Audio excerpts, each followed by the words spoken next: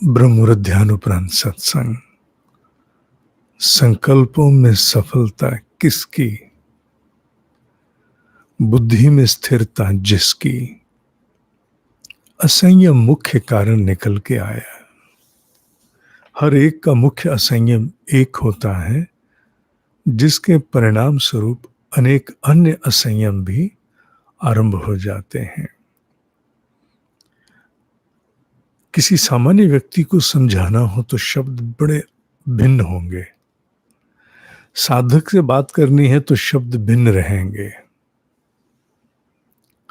साधक को कहना है तो पहली बात है, जन्मों से इस असंयम का अपने भीतर एक स्थापित साम्राज्य बन गया।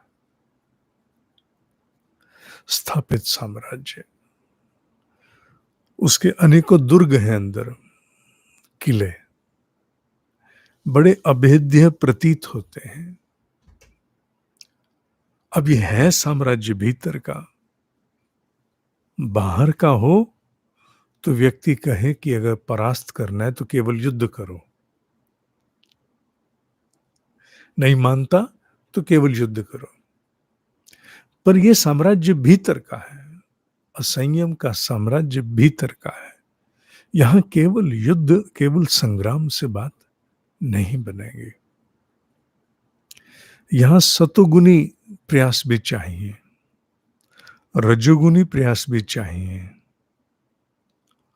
और जिसे कहा जाए तमोगुनी, वो प्रयास भी चाहिए।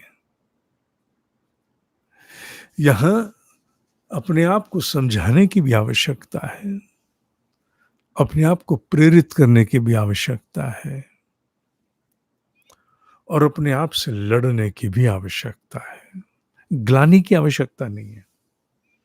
ग्लानि में चला गया व्यक्ति फिर प्रयासों से पीछे हट जाता है, वो नहीं करना।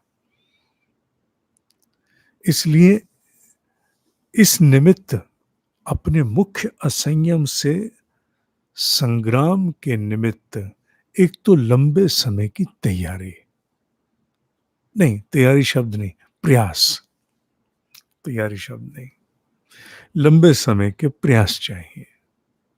जन्मों से है, उसे अगर वर्तमान जन्म में परास्त करना है अपने पंच कोशों के साम्राज्य से, मुख्यतः 4 कोशों के साम्राज्य से, तो फिर लंबे समय तक प्रयास होंगे। और प्रयास सतोगुनी, रजोगुनी, तमोगुनी तीनों प्रकार से होंगे। अपने आप से संवाद भी होगा, अपने आप को प्रेरित भी किया जाएगा, संकल्पित, और अपने आप के साथ 2-2 हाथ भी किए जाएंगे। दोनों, तीनों काम करने पड़ेंगे, तब जाकर के वो मुख्य असंयम जो किसी साधक के पंचकोशों में, 4 कोशों में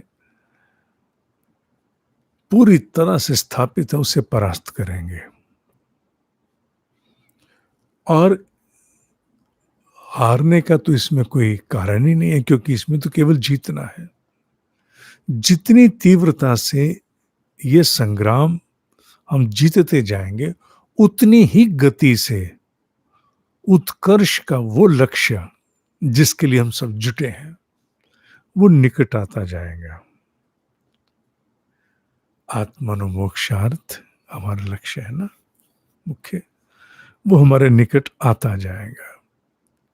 क्यों? क्योंकि ये दोषों के स्वरूप बंधन ही तो हमारी ग्रंथियां खुलने नहीं देते। रुद्र ग्रंथि, विष्णु ग्रंथि, ब्रह्म ग्रंथि नाम है, हाँ है, पर मूलतः माया के द्वारा स्थापित वो दुर्ग हैं। ये नाम तो दिव्य दे दिया हमने इनको, पर अगर मूल में जाएं तो ये वो दुर्ग हैं जो परास्त होने को तैयार नहीं है। इसलिए कहते हैं ग्रंथि भेदन होने से पूर्व मोक्ष असंभव है। लड़ाई हमारी आहार में, विहार में, विचार में किसी भी असंयम से होगी, पर वो लड़ाई असंयम से है, पर लक्ष्य वही आत्माराम मोक्षार्थ। जैसे जैसे ये परास्त होते जाएंगे वो लक्ष्य और निकट आता जाएगा। क्या प्रयास करने, कैसे? सतोगुनी प्रयास, रजोगुनी प्रयास, तमोगुनी प्रयास। तमोगुनी भी प्रयास है। आप तमोगुनी को एकदम निकार नहीं सकते हो। मत भूलो विष भी औषधि है। अधिकांश विष को औषधि बनाते हैं। अधिकांश विष को ही औषधि बनाया जाता है। तो हम एक एक करके आते जाएंगे और इस पर एक प्रकाश देख। इस रूप में इस विषय पर उल्लेख पूर्व में कभी नहीं किया गया।